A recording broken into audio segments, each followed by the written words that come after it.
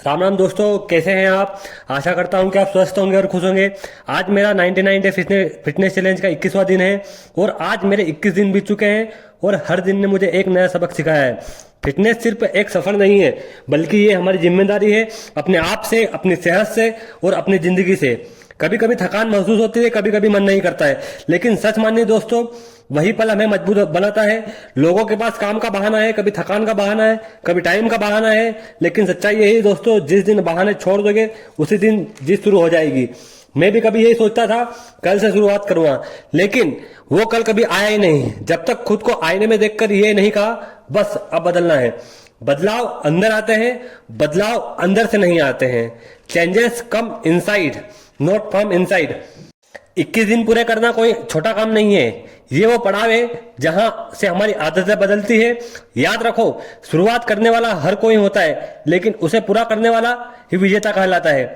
क्योंकि कबीरदास जी का एक प्रसिद्ध दोहा है, धीरे धीरे रे मना, धीरे सब कुछ होय, माली सींचे सो घना, ऋतु आए फल होय।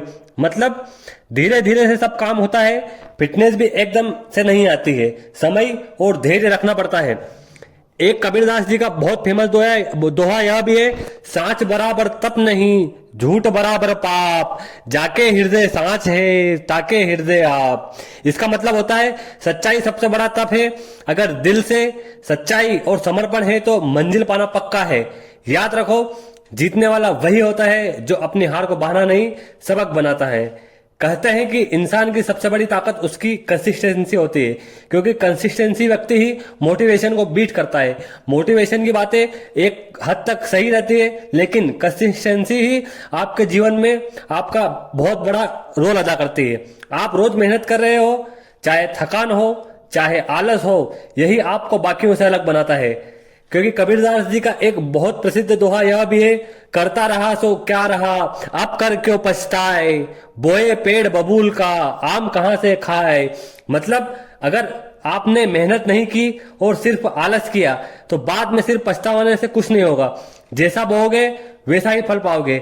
इसलिए आज से ही, अभी से पूरा दम लगाओ, क्योंकि मेहनत का फल हमेशा मीठा होता है। दर्द अस्थायी है, लेकिन मेहनत का फल हमेशा स्थायी है। थकान शरीर में होती है, हार दिमाग में होती है। Trust the process, you can turn small efforts into big one. अपने काम के प्रति पेशेंस रखिए, क्योंकि love the fitness and passion for them. और ये रहा हमारा आज का वर्कआउट। जैसा कि आप देख पा रहे हैं, हमने आज सारी वर्कआउट की और ये रहा आज का पंप। मिलते हैं कल इसी उमंग, इसी उत्साह के साथ।